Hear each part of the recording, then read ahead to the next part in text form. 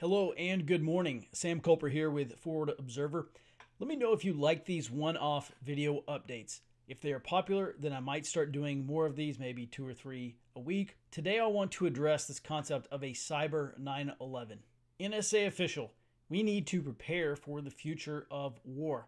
Now I'm reading this article on the National Security Operations Center at NSA, and the article has some very important information about the future of this country and the world. And since it is 9/11 today, my mind immediately wandered to this concept of 9/11, which many experts are warning about, and with good reason. Here's a portion of the article that stood out to me. Quote, "We run the risk of thinking too conventionally about the future. The short period of time our nation has to prepare for the effects of this technological and cyber revolution is already upon us, and it could not come at a more perilous and complicated time for NSA, CIA, NGA, DIA, FBI, and the other components of the intelligence community." End quote. Now, we learned a lot in the wake of 9/11, and I'm not going to delve into what I actually think happened on 9/11, nor should it be a point of debate right now. Let's focus on cyber aspects of this for now. We learned lots of lessons that had already been learned by previous generations of Americans. One of those lessons is that conventional tools can be used in unexpected and unconventional or asymmetric ways, and the cyber domain is no exception. Now, I see the reasons why cyber experts are warning about a quote-unquote cyber 9/11, especially because the ways in which capable adversaries could attack us are probably larger than our imaginations. Now, if you didn't already know, I've got some news for you. This thing that they call quote-unquote near-peer competitor is quickly becoming peer competitor in a couple of domains, including cyber, and this is important. Yes, for now, NSA is still the top dog in the signals intelligence or SIGINT world by a long shot, because something like 90% of its budget is spent on offense. And that leaves 10% for defense, plus whatever FBI, DHS, and Cyber Command can scrounge up for defensive cyber operations.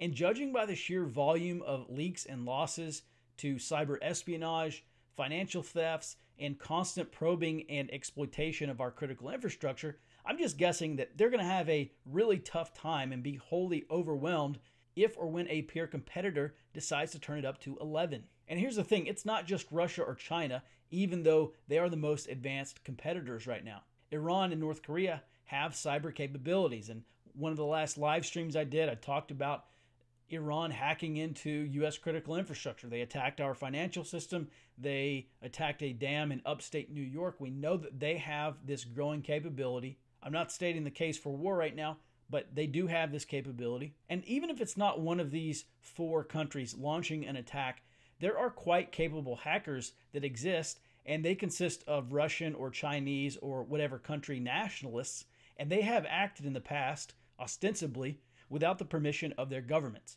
And those groups certainly represent a wild card, especially if they achieve strategic objectives with plausible deniability for their nation's governments. Hey, it wasn't us, I swear. Where have you heard that before? Plus, and this is perhaps the most important point, we understand comparatively little about these competitors' advancing capabilities, especially in the realm of quantum computing. We understand comparatively little about their tactics, techniques, and procedures, their cyber doctrines, their cyber decision making, and lots of other concepts. At any rate, this article I just read is written by the General Counsel for NSA. I presume that he knows things, and he continues, and this is probably the most important part here. He writes, quote, "The unprecedented scale and pace of technological change will outstrip our ability to effectively adapt to it. Quote, we will be in a world of ceaseless and pervasive cyber insecurity and cyber conflict against nation states, businesses, and individuals. Quote, the flood of data about human and machine activity will put such extraordinary economic and political power in the hands of the private sector that it will transform the fundamental relationship, at least in the Western world, between government and the private sector. And finally, quote, the digital revolution has the potential for a pernicious effect on the very legitimacy and thus stability of our governmental and societal structures." Now let me translate that for you. Number one, the government will be ineffective at handling all these threats. The U.S. government will not be able to do it. 2, systems disruption could occur at any time and likely will. 3, big tech is going to become more powerful than actual governments. And 4, The effects of rapid technological development could upend governments and societies.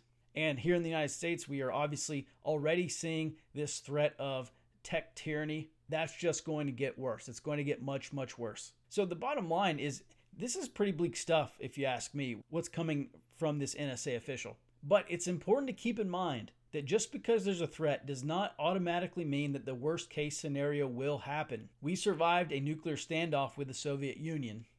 Barely. But I'll tell you, very little in government right now inspires confidence that they'll be able to stave off a cyber 9/11 should an adversary commit to carrying one out.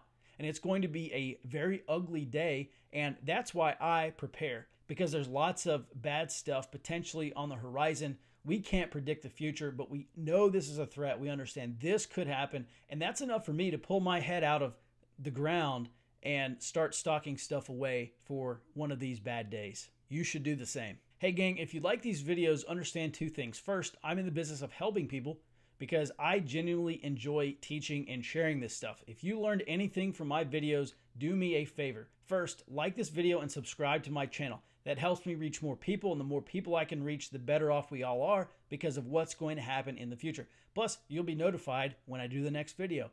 Second, I run a website called forwardobserver.com where I write intelligence reports about what's going on. And I typically focus on the indicators of our ongoing low-intensity conflict. So if you're interested in Civil War II or the Second American Revolution or whatever you want to call it, go sign up for a free 7-day trial. I'll put a link in the description so you can check it out. Now, I give away a ton of information for free, but this is how I make a living as an intelligence analyst now. It's my full-time job. It's literally the only thing that I'm good at. So if you think I'm good at it and you want to stay ahead of the curve, then let's help each other out here. There's a link in the description so you can sign up to receive my intelligence reports. Now, lastly, I signed up for a Patreon account. If you want these videos to continue, then pitch me a few bucks a month and come hang out, and I'll be answering your questions, and you can help me decide on which topics and videos I will do next. And that does it for this video. I appreciate the love and support. I hope you put this information to good use. And until next time, stay out front.